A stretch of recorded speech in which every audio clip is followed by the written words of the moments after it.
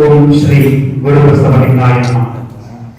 ನರೆಕೆನ್ನಗೆ ತೆರಗಲ್ಲಗೆ ಶರೀರ ಗೂಡು ಹೋಗದ ಮುನ್ನ, ಹಲ್ಲು ಹೋಗಿ ಬೆನ್ನು ಬಾಗಿ ಅನ್ಯರಿಗೆ ಹಂಗಾಗದ ಮುನ್ನ, ಕಾಲ ಮೇಲೆ ಕೈಯನ್ನೂರಿ ಕೋಲು ಹಿಡಿಯದ ಮುನ್ನ, ಮುಟ್ಟಿಂದೊಬ್ಬ ಒಳಿಯದ ಮುನ್ನ, ಮೃತ್ಯು ಮುಟ್ಟದ ಮುನ್ನ ಪೂಜಿಸು ಕೂಡಲ ಸಂಗಮ ವೇದನ. ಕರ್ನಾಟಕದ ಸಾಂಸ್ಕೃತಿಕ ನಾಯಕ ವಿಶ್ವಗುರು ಬಸವಣ್ಣನವರ ವಚನವನ್ನ ಸ್ಮರಿಸಿ ಶ್ರೀ ಸುತ್ತೂರು ಗುರು ಪರಂಪರೆಯನ್ನ ಭಕ್ತಿಯಿಂದ ವಂದಿಸಿ ಈ ಒಂದು ಕಾರ್ಯಕ್ರಮ ನಡೆಯಲು ಆಶೀರ್ವಾದವನ್ನ ಮಾಡಿ ನಮ್ಮನ್ನ ಇಲ್ಲಿಗೆ ಕಳುಹಿಸಿಕೊಟ್ಟಿರುವಂತಹ ಸುತ್ತೂರು ಮಠದ ಪ್ರಸ್ತುತ ಪೀಠಾಧಿಪತಿಗಳಾದಂತಹ ಪರಮ ಪೂಜ್ಯ ಜಗದ್ಗುರು ಶ್ರೀ ಶಿವರಾತ್ರಿ ದೇಶಿಕೇಂದ್ರ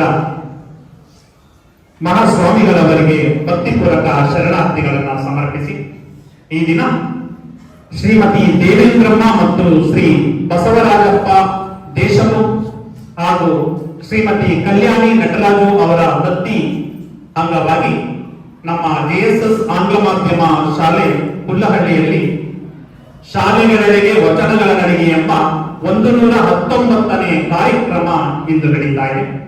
ಈ ಒಂದು ಕಾರ್ಯಕ್ರಮದಲ್ಲಿ ಇರುವಂತಹ ರೂಪಾ ಕುಮಾರಸ್ವಾಮಿ ಅವರಿಗೆ, ನಮ್ಮ ಅಕ್ಕಮಹಾದೇವಿ ಮರಂಕಲ್ ಅವರಿಗೆ, ಕಲ್ಯಾಣಿ ನಟರಾಜುರವರಿಗೆ, ಮತ್ತೆ ಈ ಶಾಲೆಯ ಮುಖ್ಯ ಶಿಕ್ಷಕರಾದಂತಹ ಶ್ರೀ ಮುತ್ತುರಾಜರವರಿಗೆ ಮತ್ತು ಈ ಕಾರ್ಯಕ್ರಮ ಯಶಸ್ವಿಯಾಗಿ ನಡೆಯಲು ಕಾರಣೀಭೂತರಾದಂತಹ ಎಲ್ಲ ಶಿಕ್ಷಕ ವರ್ಗದವರಿಗೆ, ನೆಚ್ಚಿನ ವಿದ್ಯಾರ್ಥಿಗಳಿಗೆ ಶರಣಾರ್ಥಿಗಳು. ಒಂದು ವಿಶೇಷವಾದಂತಹ ಕಾರ್ಯಕ್ರಮ. 24 ವಿದ್ಯಾರ್ಥಿಗಳು ವಚನವನ್ನ ಗಾಯನವನ್ನ ಮಾಡಿದ್ದೇವೆ. ವಚನವನ್ನ ಗಾಯನನೇ ಮಾಡಬೇಕು ಅಂತ ಏನಿಲ್ಲ, ವಚನವನ್ನ ವಾಚನ ಕೂಡ ಮಾಡಬಹುದು. ಈಗ 119 ಶಾಲೆಗಳಲ್ಲಿ ನಾವು ಕಾರ್ಯಕ್ರಮ ನಡೆಸಿ ಬಂದಿದ್ದೇವೆ. ವಾಚನನೂ ಮಾಡಬಹುದು, ಗಾಯನವನ್ನು ಕೂಡ ಮಾಡಬಹುದು. ವಚನ ಆಡಿದರೆ ಪದ್ಯವಾಗುತ್ತೆ, ಓದಿದರೆ ಗದ್ಯವಾಗುವುದರಿಂದ ನೀವು ವಾಚನ ನೆಕ್ಸ್ಟ್ ಮುಂದಿನ ವರ್ಷ ನಾವು ಬರುವಾಗ ವಾಚನಕ್ಕೂ ಒಂದು ಅರ್ಧ ಅವಕಾಶ ಕೊಡಿ, ಗಾಯನಕ್ಕೂ ಒಂದು ಅರ್ಧ ಅವಕಾಶ ಕೊಡಿ ಅಂತ ಈ ಮೂಲಕ 24 ಮಕ್ಕಳಿದ್ದೀರಾ. 24 ಮಕ್ಕಳು ಕೂಡ 24 ರೀತಿಯ ವಚನಗಳನ್ನ ಹಾಡಿದ್ರೆ ಇದು ಸೂಕ್ತ ಅಲ್ಲ. ಕೆಲವು ರಿಪೀಟ್ ಆಗಿದೆ ಅಲ್ವಾ. ಬೆಟ್ಟದ ಮೇಲೊಂದು ಮನೆಯ ಮಾಡಿ ಅನೇಕರ ಹಾಡಿದ್ದೀರಾ. ಮತ್ತೆ ನುಡಿದರೆ ಮುದ್ದಿನ ಆರದಂತಿರಬೇಕು, ಅದನ್ನು ಕೂಡ ಕೆಲವರು ಒಂದು 4-5 ಮಕ್ಕಳು ಹಾಡಿದ್ರೆ 24 ಮಕ್ಕಳು 24 ವಚನಗಳನ್ನ ಹೇಳಿದ್ರೆ ಒಬ್ಬೊಬ್ಬರು ಕೂಡ ಒಂದೊಂದು ವಚನವನ್ನ ಬೇರೆಯವ್ರಿಗೆ ಹೇಳ್ಕೊಡೋದಕ್ಕೆ, ಬೇರೆಯವ್ರು ತಿಳ್ಕೊಳ್ಳೋದಕ್ಕೆ ಅನುಕೂಲ ಆಗುತ್ತೆ. ಯಾಕಂದ್ರೆ ಈಗ ನಾವು ಸುತ್ತೂರು ನಲ್ಲಿ ನಾವು ಪ್ರತಿ ವರ್ಷ ಕಾರ್ಯಕ್ರಮವನ್ನ 6 ವರ್ಷಗಳಿಂದ ನಿರಂತರವಾಗಿ ಮಾಡ್ಕೊಂಡು ಬರ್ತಾ ಇದ್ದೀವಿ.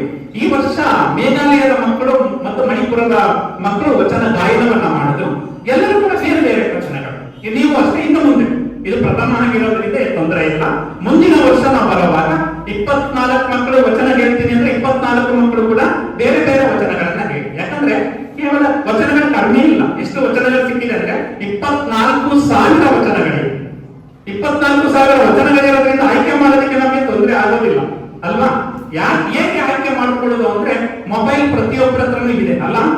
ಮನೆಯಲ್ಲಿ ಯಾರ ಮನೆಯಲ್ಲಿ ಮೊಬೈಲ್ ಇಲ್ಲ? ಎಲ್ಲರ ಮನೆಯಲ್ಲೂ ಇದೆ ಮೊಬೈಲ್, ಪ್ರತಿಯೊಬ್ಬರ ಮನೆಯಲ್ಲಿ ಇದೆ. ಅಲ್ಲಿ ನೀವು ಕ್ರೋಮ್ ಹೋಗ್ಬಿಟ್ಟು ವಚನ ಸಂಪುಟ ಅಂತ ಹೊಡೆದ್ರೆ ಅಥವಾ ವಚನ ಸಂಚಯ ಅಂತ ಹೊಡೆದ್ರೆ ಎಲ್ಲಾ ವಚನಗಳು ತೆಗೆದುಕೊಳ್ಳುತ್ತೆ. ವಚನ ಸಂಪುಟ ಅಂತ ನಮ್ಮ ಸಿರಿಗೆರೆಯ ತರಳುವಾಡು ಅವರಿದಾರಲ್ಲ, ಅಲ್ಲಿ ಬೃಹನ್ ಮಟ್ಟದವರು ವಚನ ಸಂಪುಟ ಅಂತ ಒಂದು ವೆಬ್ಸೈಟ್ ಅನ್ನು ರೆಡಿ ಮಾಡಿದ್ದಾರೆ. ಯಾವುದೇ ಆಪ್ ಅನ್ನ ಡೌನ್ಲೋಡ್ ಮಾಡ್ಕೊಳ್ಳೋ ಅವಶ್ಯಕತೆ ಇಲ್ಲ. ವಚನ ಸಂಪುಟ ಅಂತ ಹೊಡೆದ್ರೆ ಅಲ್ಲಿ ಒಂದು ಕಡೆ ಬಸವಣ್ಣ ಬರ್ತಾರೆ, ಇನ್ನೊಂದು ಕಡೆ ಅಲ್ಲಮಪ್ರಭು, ಅಕ್ಕ ಮಹಾದೇವಿ, ಚನ್ನ ಬಸವಣ್ಣ, ಎಲ್ಲಾ ಶರಣರದ್ದು ಕೂಡ ಓಪನ್ ಆಗಿದೆ. ಬಸವಣ್ಣನವರ ಕ್ಲಿಕ್ ಮಾಡಿದ್ರೆ ಬಸವಣ್ಣನವರ 1400 ವಚನಗಳು ಕೂಡ ಬರುತ್ತೆ. ಅದರಲ್ಲಿ ಒಂದು 300 ವಚನಗಳಿಗೆ ಗಾಯನ ಕೂಡ ಇದೆ. ಅದರ ಮುಂದೆ ಮ್ಯೂಸಿಕ್ ಸಿಂಬಲ್ ಇರುತ್ತೆ ಅಪ್ಪ. ಆ ಮ್ಯೂಸಿಕ್ ಸಿಂಬಲ್ ಮೇಲೆ ಕ್ಲಿಕ್ ಮಾಡಿದ್ರೆ ಬಸವಣ್ಣವರ ಕೆಲವು ವಚನಗಳು ಅದರಲ್ಲಿ ಏನಿರುತ್ತೆ ಗಾಯನವನ್ನು ಕೂಡ ಅಳವಡಿಸಿದ್ದಾರೆ. ನೀವು ಮನೆಯಲ್ಲೇ ನೀವೇನ್ ಮಾಡಬಹುದು, ವಚನವನ್ನ ಕಲಿಬಹುದು ಅನ್ನೋದಕ್ಕೆ ಈ ಒಂದು ಉದಾಹರಣೆಯನ್ನ ನಾನು ನಿಮ್ಗೆ ಕೊಡ್ತಾ ಇದ್ದೀನಿ. ಯಾವುದು ಹೆಸರು? ವಚನ ಸಂಪುಟ. ಹೇಳಿ, ಟ್ರೈ ಮಾಡಿ. ಇವತ್ತು ನೀವು ಹೋಗಿ ಟ್ರೈ ಮಾಡಿದ್ರೆ ಯಾವ ವಚನ ಬೇಕಾದ್ರೂ ಅಲ್ಲಮ ಪ್ರಭುಗಳ ವಚನಗಳಿಗೂ ಕೂಡ ಗಾಯನವನ್ನ ಅಳವಡಿಸಿ, ಎಲ್ಲ ವಚನಗಳಿಗೂ ಅಳವಡಿಸಿಲ್ಲ, ಕೆಲವು ವಚನಗಳಿಗೆ ಅಳವಡಿಸಿದ್ದಾರೆ. ನೀವು ಅಲ್ಲೇ ನೀವೇನು ಮಾಡಬಹುದು, ಗಾಯನವನ್ನ ಏನ್ ಮಾಡಬಹುದು ಹೇಳಿ, ಅದೇ ರೀತಿ ನೀವು ಅಧ್ಯಯನವನ್ನ ಮಾಡಬಹುದು. ನಮ್ಮ ಚಂದ್ರಶೇಖರ್ ಕಂಬಾರ್ ಅವರಿದ್ದಾರೆ, ಕನ್ನಡದ ಪ್ರಖ್ಯಾತ ಸಾಹಿತಿಗಳು. ಅವ್ರು ಹೇಳ್ತಾರೆ ಒಂದು ಮಾತನ್ನು, ಜಗತ್ತಿನ ಯಾವುದೇ ಭಾಷೆ ಬೇಕಾದ್ರೂ ನಾಶ ಆಗ್ಬೋದು, ಅಳಿಬಹುದು. ಆದ್ರೆ ಕನ್ನಡ ಭಾಷೆ ಮಾತ್ರ ನಾಶ ಆಗೋದಿಲ್ಲ, ಅಳಿಯೋದಿಲ್ಲ ಅಂತ ಹೇಳ್ತಾರೆ. ಯಾರು? ಡಾಕ್ಟರ್ ಚಂದ್ರಶೇಖರ ಕಂಬಾರ ಅವರು ಜಗತ್ತಿನ ಯಾವುದೇ ಭಾಷೆ ಬೇಕಾದರೂ ಅಳಿಯಬಹುದು ಅಥವಾ ನಾಶವಾಗಬಹುದು, ಕನ್ನಡ ಭಾಷೆ ಮಾತ್ರ ನಾಶ ಆಗೋದಿಲ್ಲ, ಅಳಿಯೋದಿಲ್ಲ. ಅದಕ್ಕೆ ಯಾಕೆ ಅಂತ ಕಾರಣವನ್ನು ಕೊಡ್ತಾರೆ. ಏಕೆಂದರೆ ಕನ್ನಡ ಸಾಹಿತ್ಯದಲ್ಲಿ, ಕನ್ನಡ ಭಾಷೆಯಲ್ಲಿ ವಚನಗಳು ಇದೆ ಅಂತ. ಅಂತಹ ಅದ್ಭುತವಾದ ವಚನಗಳನ್ನ ನೀವು ಹೇಳಿದ್ದೀರಾ, ಗೊತ್ತಾಯ್ತಲ್ಲ. ಕನ್ನಡ ಭಾಷೆ ಯಾಕೆ ನಾಶ ಆಗೋದಿಲ್ಲ ಅಂದ್ರೆ ಅದರಲ್ಲಿ ವಚನಗಳಿದೆ. ವಚನಗಳು ಏಕೆ ಅಂದ್ರೆ ಅನುಭಾವಿಕ ವಚನಗಳು, ಅನುಭವವನ್ನ ವ್ಯಕ್ತಪಡಿಸಿ ಬರೆದಿರುವಂತದ್ದು. ಆದುದರಿಂದ ಕನ್ನಡ ಭಾಷೆ ಏನಾಗೋದಿಲ್ಲ, ನಾಶ ಆಗೋದಿಲ್ಲ ಅನ್ನೋದನ್ನ ಹೇಳ್ತಾರೆ. 12ನೇ ಶತಮಾನ. ಈಗ ಎಷ್ಟನೇ ಶತಮಾನದಲ್ಲಿ? 21. 1, 2 ಏನಾಗಿದೆ? 2 ಒಂದಾಗಿದೆ. 900 ವರ್ಷಗಳಾದ್ರೂ ಕೂಡ ವಚನಗಳು ನಮ್ಮ ಬಾಯಲ್ಲಿ ನಲ್ದಾಡ್ತಾ ಇದೆ. 24 ಮಕ್ಕಳು ವಚನವನ್ನು ಹೇಳಿದ್ದಾರೆ ಅಂದ್ರೆ ಕನ್ನಡ ಭಾಷೆ ಎಂದೆಂದಿಗೂ ಕೂಡ ಏನಾಗುತ್ತೆ, ಜೀವಂತವಾಗಿರುತ್ತೆ. ನಿಂತ ನೀರಲ್ಲ, ಅದು ಹರಿಯುವ ನೀರಾಗಿ ಎಲ್ಲರಿಗೂ ಕೂಡ ಒಂದು ಗುಣ ಬಳಸ್ತಾ ಇದೆ ಮಕ್ಕಳ. ಈಗ ಕೆಲವರು 24 ಮಕ್ಕಳು ಹೇಳಿದ್ದಾರೆ, ಇನ್ನು ಕೆಲವರಿಗೆ ವಚನ ಹೇಳಿಲ್ಲ ಅಂತ ಬೇಜಾರಾಗ್ತಾ ಇದೆಯಾ? ಹಿಂದೆ ಕೂತಿರೋ ಮಕ್ಕಳಿಗೆ ಬೇಜಾರಾಗ್ತಾ ಇದೆಯಲ್ಲ? ಹೌದು. ಅದಕ್ಕೆ ನಾನು ವಚನ ಹೇಳ್ಕೊಡ್ತೀನಿ, ಹೇಳ್ತಿರಲ್ಲ. ಮನೆಯಲ್ಲಿ ಕೂತಿದ್ದೀರಾ ನೀವು, ಎಲ್ಲಿ? ಮನೆಯಲ್ಲಿ ಓದೋದಕ್ಕೆ ಪುಸ್ತಕ ತಗೋತೀರಾ. ಪುಸ್ತಕ ತಗೊಂಡು ಹೋದಾಗ ಅಲ್ಲಿ ನಿಮ್ಮ ಅಮ್ಮನೋ ಅಕ್ಕನೋ ಏನ್ ಮಾಡಿದ್ದಾರೆ, ಟಿವಿ ಆನ್ ಮಾಡ್ಬಿಟ್ಟಿದ್ದಾರೆ. ನೀವು ಓದೋದಕ್ಕೆ ಕೂತಿದ್ದೀರಾ, ಟಿವಿ ಏನಾಗ್ತಾ ಇದೆ, ಆನ್ ಆಗಿದೆ. ನೀವು ಓದ್ತೀರಾ, ಟಿವಿ ನೋಡ್ತೀರಾ? ಹೌದಾ? ಮತ್ತೆ ಹೊರಗಡೆ ಏನ್ ಮಾಡ್ತಾ ಇದ್ದಾರೆ, ನಿಮ್ಮ ಸ್ನೇಹಿತರು ಆಟ ಆಡ್ತಾ ಇದ್ದಾರೆ. ನೀವು ಓದ್ತೀರಾ, ಆಟ ಆಡಕ್ ಹೋಗ್ತೀರಾ? ಅದಕ್ಕೆ ಬಸವಣ್ಣವರ ವಚನ ಈ ಸಂದರ್ಭಕ್ಕೆ ತಕ್ಕಂತೆ ಒಂದು ಒಳ್ಳೆ ವಚನವನ್ನ ರಚಿಸಿದ್ದಾರೆ. ಆ ವಚನವನ್ನು ಹೇಳ್ಕೊಡ್ತೀನಿ, ಎಲ್ಲ ಹೇಳಿ. ಅತ್ತಲಿತ್ತ ಹೋಗದಂತೆ ಹೆಳವನ ಮಾಡಯ್ಯ ತಂದೆ, ಸುದ್ದಿ ಸುಳಿದು ನೋಡದಂತೆ ಅಂಧಕನ ಮಾಡಯ್ಯ ತಂದೆ, ಮತ್ತೊಂದ ಕೇಳದಂತೆ ಕಿವುಡನ ಮಾಡಯ್ಯ ತಂದೆ, ನಿಮ್ಮ ಶರಣರ ಪಾದವಲ್ಲದೆ ಮತ್ತೊಂದ ಕೆಲಸದಂತೆ ಇರಿಸು ಕೂಡಲ ಸಂಗಮ ದೇವ. ಹೇಳ್ತೀರಾ? ಇನ್ನೊಂದ್ಸಲ ಹೇಳ್ತೀರಾ? ಈ ವಚನವನ್ನು ನೀವು ಅಭ್ಯಾಸ ಮಾಡ್ಕೋಬೇಕು. ಟಿವಿ ಇದೆ, ಟಿವಿನ ನೋಡ್ದಂಗೆ ನನ್ನನ್ನು ಕುರುಡನನ್ನಾಗಿ ಮಾಡು. ಆಟ ಆಡ್ತಾ ಇದ್ದಾರೆ, ಆಟ ಆಡುವ ಸ್ಥಳಕ್ಕೆ ಹೋಗದಂತೆ ನನ್ನನ್ನ ಕುಂಟನನ್ನಾಗಿ ಮಾಡು. ಯಾವುದೇ ಒಂದು ಸೌಂಡ್ ಕೇಳ್ತಾ ಇದೆ, ಆ ಸೌಂಡ್ ಕೇಳದಂತೆ ನನ್ನನ್ನ ಕಿವುಡನನ್ನಾಗಿ ಮಾಡು. ಹೇಳ್ತೀರಿ ಇನ್ನೊಂದ್ಸಲ? ಅತ್ತಲಿತ್ತ ಹೋಗದಂತೆ ಹೆಳವನ ಮಾಡಯ್ಯ ತಂದೆ, ಸುದ್ದಿ ಸುಳಿದು ನೋಡದಂತೆ ಅಂಧಕನ ಮಾಡಯ್ಯ ತಂದೆ,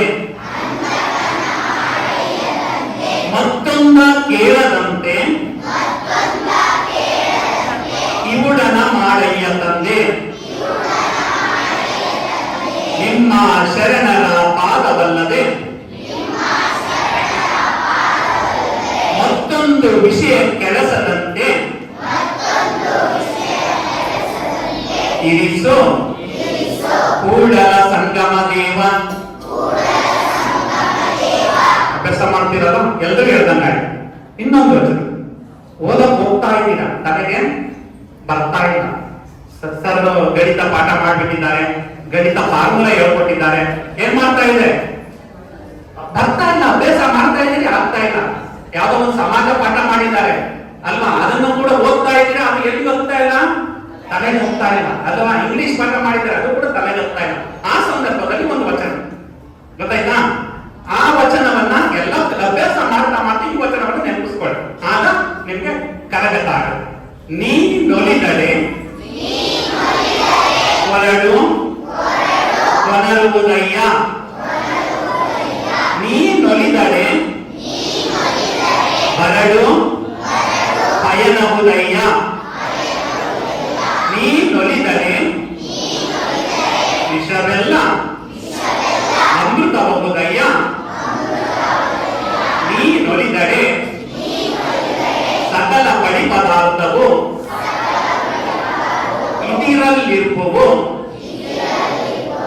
ಕೂಡಲ ಸಂಗಮ ದೇವ. ನಾವಿವತ್ತು ಬದುಕಿದೀವಿ ಅಂದ್ರೆ ಆ ಪರಶಿವನ ಕರುಣೆ ಇರಲೇಬೇಕು ಅಲ್ಲ. ಆ ಪರಶಿವನ ಕರುಣೆಯಿಂದ ನಾವಿದ್ದೇವೆ, ಗೊತ್ತಾಯ್ತಲ್ಲ. ಅವನ ಕರುಣೆ ಇದ್ರೆ ನಾವು ಕಲಿತೀವಿ. ಅದಕ್ಕೆ ನೀನೊಂದ್ ಸ್ವಲ್ಪ ಒಲಿಯಪ್ಪ ಅಂತ ಓದೋದ್ರ ಜೊತೆಗೆ ಆ ಪರಶಿವನ ಧ್ಯಾನವನ್ನ ಮಾಡಿದ್ರೆ ಎಂತಹ ವಿದ್ಯೆಯು ಕೂಡ ಏನಾಗುತ್ತೆ, ಕರಗತ ಆಗುತ್ತೆ ಅನ್ನಕ್ಕೆ ಈ ಒಂದು ವಚನವನ್ನ ಅಭ್ಯಾಸ ಮಾಡಿ ಮಕ್ಕಳ. ಇದೊಂದು ದೇವನ ಜಾತ್ರೆ, ಗೊತ್ತಾಯ್ತಲ್ಲ. ಈಗ ನಾವು ಇಲ್ಲಿ ನಡೀತಾ ಇರೋದೆಲ್ಲ ಒಂದು ದೇವನ ಜಾತ್ರೆ ಅಲ್ವಾ. ಸೂರ್ಯ ಇದ್ದಾನೆ, ಚಂದ್ರ ಇದ್ದಾನೆ, ನಕ್ಷತ್ರಗಳಿವೆ. ಇವೆಲ್ಲವನ್ನ ನೋಡಿಕೊಂಡು ಅತಿಥಿಯಾಗಿ ಇದ್ದು ಅತಿಥಿಯಾಗಿ ಹೋಗೋದಿಕ್ಕೆ ನಾವು ಬಂದಿದ್ದೇವೆ, ಗೊತ್ತಾಯ್ತಲ್ಲ. ಇವತ್ತು ಒಂದು ವಿಶೇಷವಾದಂತಹ ಸಮಾರಂಭವನ್ನೇ ಸೃಷ್ಟಿ ಮಾಡಿದ್ದಾರೆ ನಮ್ಮ ಮುಖ್ಯ ಶಿಕ್ಷಕರ ಒಂದು ಆಸಕ್ತಿಯಿಂದ. ಇನ್ನೊಂದು ಕಾರ್ಯಕ್ರಮ ಈಗ ಮನೆಗೆ ಹೋದಾಗ ಇವತ್ತು ವಿಶೇಷವಾದ ಅನುಭವವನ್ನ ನಿಮ್ಮ ಮನೆಗೆ ಹೋಗಿ ನಿಮ್ಮ ತಂದೆ ತಾಯಿಗಳ ಹತ್ರ ಹಂಚ್ಕೋತೀರ, ಹೌದಾ. ವಚನ ಹೇಳಿದ್ರು, ಬಂದು ಅನೇಕರು ಮಾತಾಡಿದ್ರು, ಅನುಭವವನ್ನ ಹಂಚ್ಕೋತೀರ. ಇವತ್ತು ಶಾಲೆಯ ಜೊತೆಗೆ ಇನ್ನೊಂದು ಕಡೆ ಹೋಗಿದ್ದೆ ಅಂತ ನೀವು ಹೇಳ್ಬೇಕಾಗುತ್ತೆ. ಏನು ಗೊತ್ತಾ, ನಮ್ಮ ಶರಣರು ಸ್ವರ್ಗ ನರಕಗಳನ್ನ ಸತ್ತ ಮೇಲೆ ಹೋಗ್ತಾರಲ್ಲ ಅದನ್ನ ಹೇಳಲ್ಲ. ಕೆಲವರು ಸತ್ತ ಮೇಲೆ ಸ್ವರ್ಗಕ್ಕೆ ಹೋಗ್ತಾರೆ, ನರಕಕ್ಕೆ ಹೋಗ್ತಾರೆ ಅಂತ ಹೇಳ್ತಾರೆ. ಆದ್ರೆ ನಮ್ಮ ಶರಣರು ಹೇಳ್ತಾರೆ ಇದ್ದಾಗ ಸ್ವರ್ಗ ನರಕವನ್ನು ಕಾಣುವಂತ, ಗೊತ್ತಾಯ್ತಲ್ಲ. ಅದಕ್ಕೆ ಹೇಳ್ತಾರೆ ದೇವಲೋಕ ಮರ್ತ್ಯಲೋಕವೆಂಬುದು ಬೇರೆಲ್ಲ ಕಾಣಿರೋ, ಸತ್ಯವ ನುಡಿಯುವುದೇ ದೇವಲೋಕ, ಮಿಥ್ಯವ ನುಡಿಯುವುದೇ ಮರ್ತ್ಯಲೋಕ, ಆಚಾರವೇ ಸ್ವರ್ಗ ಅನಾಚಾರವೇ ನರಕ, ಕೂಡಲ ಸಂಗಮ ದೇವ ನೀವೇ ಪ್ರಮಾಣ ಅಂತ ಹೇಳ್ತಾರೆ. ಇವತ್ತು ಏನು ನೋಡ್ತಾ ಇದ್ದೀರಾ, ನಮ್ಮ ಬಸವಣ್ಣ ನೋಡ್ತಾ ಇದ್ದೀರಾ, ರಾಜೇಂದ್ರ ಸ್ವಾಮಿಗಳ ನೋಡ್ತಾ ಇದ್ದೀರಾ ಅಲ್ವಾ. ನೋಡ್ತಾ ಇದ್ರೆ ನಿಮ್ಗೆ ಏನ್ ಅನ್ಸ್ತಾ ಇದೆ, ಒಳ್ಳೆಯದನ್ನ ನೋಡ್ತಾ ಇದ್ದೀರಿ. ವಚನಗಳು 24 ಮಕ್ಕಳು, ಆ ವಚನವನ್ನ ಏನ್ ಮಾಡಿದ್ರಿ, ಕೇಳಿಸ್ಕೊಂಡ್ರಿ. ಅವೆಲ್ಲ ಏನು, ಎಲ್ಲ ಒಳ್ಳೆಯದನ್ನ ಕೇಳಿಸ್ಕೊಂಡಿದ್ದೀರಾ. ಹಂಗಾದ್ರೆ ನೀವು ಎಲ್ಲಿದ್ದೀರಾ ಇವತ್ತು, ಸ್ವರ್ಗದಲ್ಲಿದ್ದೀರಾ. ಎಲ್ಲಿದ್ದೀರಾ, ದೇವಲೋಕದಲ್ಲಿದ್ದೀರಾ ಅಲ್ವಾ. ಅಂದ್ರೆ ನಿಮ್ಮ ಮನೆಯವ್ರು ಕೇಳಿದ್ರೆ ಇವತ್ತು ಎಲ್ಲಿಗೆ ಹೋಗಿದ್ದೆ ಅಂತ ಹೇಳ್ಬೇಕು, ಸ್ವರ್ಗಕ್ಕೆ ಹೋಗಿದ್ದೆ. ಎಲ್ಲಿಗೆ ಹೋಗಿದ್ದೆ ಅಂತ, ದೇವಲೋಕಕ್ಕೆ ಹೋಗಿದ್ದೆ ಅಂತ ಹೇಳ್ಬೇಕು. ಅಂತಹ ಒಂದು ದೇವಲೋಕ ನಮ್ಮ ದೇಶದ ಆಂಗ್ಲ ಮಾಧ್ಯಮ ಶಾಲೆಯಲ್ಲಿ ಒಂದು ಸೃಷ್ಟಿಯಾಗಿದೆ. ನಾವು ಒಳ್ಳೆಯದನ್ನ ಎಲ್ಲಿ ನೋಡ್ತೀವೋ, ಒಳ್ಳೆಯದನ್ನ ಎಲ್ಲಿ ಕಂಡುಕೊಳ್ತೀವೋ, ಒಳ್ಳೆಯದನ್ನ ಎಲ್ಲಿ ಕಿವಿ ತುಂಬಿಕೊಳ್ತೀವೋ ಅದೇ ಸ್ವರ್ಗ, ಅದೇ ದೇವಲೋಕ ಅನ್ನೋದನ್ನ ನಾವು ಕಲ್ಪನೆಯನ್ನ ಮಾಡ್ಕೊಳ್ಬೇಕಾಗುತ್ತೆ. ನಾವು ಏನೇ ಸೃಷ್ಟಿ ಮಾಡಿದ್ರು ಕೂಡ ಆ ಪರಶಿವನನ್ನ ಸೃಷ್ಟಿಯನ್ನ ಹೋಲಿಸೋದಕ್ಕೆ ಸಾಧ್ಯ ಇಲ್ಲ. ನಾವು ಒಳ್ಳೆ ಚಿತ್ರವನ್ನ ಬರೀಬಹುದು ಅಲ್ಲ. ಹುಲಿ ಹೇಗಿದೆ, ಹುಲಿಯ ರೀತಿಯ ಚಿತ್ರವನ್ನ ಬರೀಬಹುದು. ಹೂವು ಹೇಗಿದೆ, ಹೂವಿನ ರೀತಿಯ ಚಿತ್ರವನ್ನ ಬರೀಬಹುದು. ಆದ್ರೆ ಅದಕ್ಕೆ ಪರಿಮಳವನ್ನ ಕೊಡಕ್ಕಾಗಲ್ಲ. ನಾವು ಹೂವಿಗೆ ಪರಿಮಳವನ್ನ ಕೊಡಕ್ಕಾಗೋದಿಲ್ಲ, ಹುಲಿಗೆ ಜೀವವನ್ನ ಕೊಡೋದಕ್ಕಾಗೋದಿಲ್ಲ, ಅರ್ಥ ಆಗೋದಿಲ್ಲ. ಅದಕ್ಕೆ ಶರಣರ ಒಂದು ಕಲ್ಪನೆ ಅಂದ್ರೆ ಆ ಪರಶಿವನನ್ನೇ ನಾವು ಏನ್ ಮಾಡೋದು, ಒಂದು ನೆನೆಯುವಂತ ಕೆಲಸವನ್ನ ಈ ವಚನಗಳ ಮೂಲಕ ಮಾಡಿದ್ದಾರೆ. ಆ ವಚನಗಳನ್ನ ನಾವು ಕೇವಲ ಹೇಳೋದು ಮಾತ್ರವಲ್ಲ, ಅದನ್ನ ಜೀವನದಲ್ಲಿ ಅಳವಡಿಸಿಕೊಂಡಾಗ ಮಾತ್ರ ನಮ್ಮ ಜೀವನ ಸಾರ್ಥಕತೆ ಆಗುತ್ತೆ ಅಂತ ಹೇಳ್ತಾ, ನಮ್ಮ ಅನೇಕ ಸಾಹಿತಿಗಳು 12ನೇ ಶತಮಾನದ ನಂತರ ಬಂದಂತಹ ಅನೇಕರು ಎಲ್ಲರೂ ಕೂಡ ವಚನ ಸಾಹಿತ್ಯದ ಬಗ್ಗೆ ಅಧ್ಯಯನವನ್ನ ಮಾಡಿಕೊಂಡು ಅದರ ಬಗ್ಗೆ ತಮ್ಮದೇ ಆದಂತಹ ಗ್ರಂಥಗಳನ್ನ, ತಮ್ಮದೇ ಆದಂತಹ ಕೃತಿಗಳನ್ನ ಬರ್ಕೊಂಡು ಬಂದಿದ್ದಾರೆ. ಯಾಕಂದ್ರೆ ವಚನ ಸಾಹಿತ್ಯ ಅನುಭಾವಿಕ ಸಾಹಿತ್ಯ, ಅನುಭವದ ನೆಲೆಗಟ್ಟಿನಲ್ಲಿ ರಚನೆ ಆಗಿರುವಂತಹ ಸಾಹಿತ್ಯ ಅಂತ ಅಲ್ಲಿಂದ ಅದನ್ನು ಉಳಿಸ್ಕೊಂಡು ಬಂದಿದ್ದಾರೆ. ಈಗ ಅದನ್ನು ಉಳಿಸಿ ಮುಂದಕ್ಕೆ ಬೆಳೆಸುವಂತಹ ಕೆಲಸ ಯಾರ್ದು, ನಿಮ್ಮ ಮಾಡ್ತಿರಲ್ಲ ಅಂತಹ ವಚನ ಸಾಹಿತ್ಯದ ಪ್ರತಿಜ್ಞ. ಈಗ ಮೊನ್ನೆ ನಾವು ದೇವಲಾಪುರ ಅಂತ ಇದೆ ಮೈಸೂರು ತಾಲೂಕಲ್ಲಿ, ಅಲ್ಲಿ ಒಂದು ವಚನ ಪಾಠಶಾಲೆಯನ್ನು ಪ್ರಾರಂಭ ಮಾಡಿದ್ದೀವಿ. 60 ಮಕ್ಕಳು ಪ್ರತಿ ವಾರ ಒಂದು 2-4 ವಚನಗಳನ್ನ ಕಲಿತು ಹೋಗ್ತಾ ಇದ್ದಾರೆ. ಅದೇ ರೀತಿ ನೀವು ಕೂಡ ಆ ರೀತಿ ವಚನಗಳನ್ನ ಅಧ್ಯಯನ ಮಾಡಿ, ವಚನಗಳನ್ನ ಜೀವನದಲ್ಲಿ ಅಳವಡಿಸಿಕೊಳ್ಳಿ ಅಂತ ಹೇಳ್ತಾ ಊಟದ ಸಮಯ ಆಗಿದೆ ಅಲ್ವಾ. ಊಟ ಹಸಿವಾದಾಗ ನಾವು ಏನು ಹೇಳಿದ್ರು ಕೂಡ ಎಲ್ಲಿಗೆ ಹೋಗಲ್ಲ, ತಲೆಗೆ ಹೋಗಲ್ಲ. ಅದಕ್ಕೂ ವಚನ ರಚಿಸಿದ್ದಾರೆ ಶರಣರು. ಹಸಿವೆಂಬ ಎಂಬಾವು ಬಸುರ ಬಂದು ಹಿಡಿದರೆ ವಿಷವೇರಿ ತಯ್ಯ ಆಪಾರ ಮಸ್ತಕಕ್ಕೆ ಹಸಿವಿಗನ್ನವನಿಕ್ಕಿ ವಿಷವ ನೆಡುವಲ್ಲದೆ ಆತನೇ ಗಾರ್ವಿಕ ಕಾಣ ರಾಮನಾಥ ಅಂತ ಹೇಳಿದ್ದಾರೆ. ಹಾಗೆ ನಾವು ಊಟವನ್ನ ಕೊಟ್ಟು ತೃಪ್ತಿಯನ್ನ ಪಡಿಸಬೇಕು ಹೊರತು ಉಪನ್ಯಾಸಗಳಿಗೆ ಈ ಸಮಯದಲ್ಲಿ ತೃಪ್ತಿಪಡಿಸಲಿಕ್ಕೆ ಸಾಧ್ಯ ಇಲ್ಲ ಅಂತ ಹೇಳ್ತಾ, ನಮ್ಮ ದೇಶ ಆಂಗ್ಲ ಮಾಧ್ಯಮ ಶಾಲೆಯಲ್ಲಿ ಎಲ್ಲಾ ಶಿಕ್ಷಕರ ಪರಿಶ್ರಮದಿಂದ, ಮುಖ್ಯ ಶಿಕ್ಷಕರ ಒಂದು ನೇತೃತ್ವದಲ್ಲಿ ತುಂಬಾ ವಿಶೇಷವಾದಂತಹ ಕಾರ್ಯಕ್ರಮ ಸೃಷ್ಟಿಯಾಯಿತು. ಮತ್ತು ಇನ್ನೊಂದು ವಿಷಯ ಕೇಳಿದೆ, ಯಾವುದೇ ಶಿಕ್ಷಕರು ಅಥವಾ ಯಾವುದೇ ಮಕ್ಕಳು ತಮ್ಮ ಶಿಕ್ಷಕರಿರ್ತಾರಲ್ಲ, ಶಿಕ್ಷಕರ ಎದುರಿಗೆ ಒಂದು ಒಳ್ಳೆಯ ಪೋಸ್ಟ್ ಅನ್ನ ಅಲಂಕರಿಸಿದಾಗ ಆ ಗುರುಗಳಿಗೆ ಆಗುವಂತ ಸಂತೋಷ ಅಷ್ಟಿಷ್ಟ. ನಮ್ಮ ಹೆಡ್ ಮಾಸ್ಟರ್ ಇದ್ದಾರಲ್ಲ ಮುತ್ತುರಾಜ್ ಸರ್, ಅವರ ಗುರುಗಳು ಕಾತ್ಯಾಯಿನಿ ಮೇಡಮ್ ಅಂತ ಕೇಳಿದೆ, ನಿಜನಾ? ಕಾತ್ಯಾಯಿನಿ ಮೇಡಮ್ ಅವರು ನಮ್ಮ ಮುತ್ತುರಾಜ್ ಸರ್ ಗುರುಗಳು. ಈಗ ಮೇಡಮ್ ಅವರಿಗೆ ಮುಖ್ಯ ಶಿಕ್ಷಕರಾಗಿದ್ದಾರೆ ಅಂದ್ರೆ ಆ ಗುರುಗಳಿಗೆ ಎಷ್ಟು ಸಂತೋಷ ಆಗಿರ್ಬೇಡ ಅಲ್ಲ? ಆ ಒಂದು ರೋಮಾಂಚನ ಆಗುತ್ತೆ ನಮ್ಗೆ, ಅದನ್ನ ಕೇಳೋದಕ್ಕೆ ರೋಮಾಂಚನ ಆಗುತ್ತೆ. ಶಾಲೆಯಲ್ಲಿದ್ದಾಗ ಏನು ಆ ಗುರು ಶಿಷ್ಯ ಬಾಂಧವ್ಯ ಎಷ್ಟು ಗಟ್ಟಿಯಾಗಿದೆ ಅನ್ನೋದಕ್ಕೆ ಈ ಒಂದು ದೇಶ ಆಂಗ್ಲ ಮಾಧ್ಯಮ ಶಾಲೆ ನನಗೆ ಒಂದು ರೀತಿ ಎಂಟನೇ ಅದ್ಭುತವನ್ನ ನೋಡುವ ರೀತಿ ಒಂದು ಆಯ್ತು ಅಂತ ಹೇಳ್ತಾ, ಅವರು ಕೂಡ ನೋಡಿ ಇಬ್ಬರು ಶಿಷ್ಯರು ನಮ್ಮ ಮೇಡಮ್ ಇಲ್ಲಿ ಶಿಕ್ಷಕರಾಗಿ ಕರ್ತವ್ಯವನ್ನು ನಿರ್ವಹಿಸ್ತಾ ಇದ್ದಾರೆ ಅಂದ್ರೆ ನಮ್ಗೆ ಖುಷಿ ಆಗುತ್ತೆ. ಅಂತಹ ಶಿಕ್ಷಕ ವರ್ಗವನ್ನು ಸೃಷ್ಟಿ ಮಾಡಿ ಆ ಶಾಲೆಯ ಮುಖ್ಯ ಶಿಕ್ಷಕರಾಗಿ ನೇಮಕ ಮಾಡಲು ಕಾರಣೀಭೂತರಾಗಿದ್ದೀರಾ, ನಿಮ್ಗೆ ಧನ್ಯವಾದಗಳನ್ನ ಅರ್ಪಿಸ್ತೇನೆ ಅಂತ ಹೇಳ್ತಾ, ಹೊರಡುವೆ ನಾನು ಹೊರಡುವೆ ಮುಂದೆ, ಬರುವುದು ವಿಶ್ವವು ನನ್ನಯಾಗಿದ್ದೆ, ಅವರಿವರೆಂಬನೆ ಎಲ್ಲರೂ ಒಂದೇ, ಎಲ್ಲರಿಗಿರುವನು ಒಬ್ಬನೇ ತಂದೆ, ಬರುವೆನು ಭೂಮಿಯನ್ನು ಬೆಳಗಿ, ಬಸವನ ಬೆಳಗ್ಗೆ ಎಲ್ಲಾಡಿ ಬಂದೆ, ಭಾರತವೆಲ್ಲ ಸುತ್ತಾಡಿ ಬಂದೆ. ಇವತ್ತು ಬಸವನ ಬೆಳಕು ನಮ್ಮ ದೇಶ ಆಂಗ್ಲ ಮಾಧ್ಯಮ ಶಾಲೆಗೆ ಬಂದಿದೆ. ಆ ಬಸವನ ಬೆಳಕನ್ನು ಉಪಯೋಗಿಸಿಕೊಂಡು ನೀವು ಭವ್ಯ ಭಾರತದ ಭಾವಿ ಪ್ರಜೆಗಳಾಗಿ ಒಳ್ಳೆಯ ಪ್ರಜೆಗಳಾಗಿ ರೂಪುಗೊಳ್ಳಿ ಅಂತ ನಾನು ಹಾರೈಸ್ತಾ, ನಿಮ್ಮೆಲ್ಲರಿಗೂ ಕೂಡ ಒಳ್ಳೆಯದಾಗಲಿ. ಮಕ್ಕಳ ತಂದೆ ತಾಯಿಗಳಿಗೆ ಪ್ರೀತಿಯ ಮಕ್ಕಳಾಗಿ, ಗುರುಗಳಿಗೆ ನೆಚ್ಚಿನ ವಿದ್ಯಾರ್ಥಿಗಳಾಗಿ ರೂಪುಗೊಂಡು ನಿಮ್ಮ ಭವಿಷ್ಯವನ್ನು ಉಜ್ವಲವಾಗಿ ಕಟ್ಟಿಕೊಳ್ಳಿ ಅಂತ ಹೇಳ್ತಾ ನನ್ನ ಒಂದೆರಡುಗಳಿಗೆ ವಿರಾಮವನ್ನು ಹೇಳ್ತಾ ಇದ್ದೇನೆ. ಜೈ ಬಸವ, ಜೈ ಶರಣ.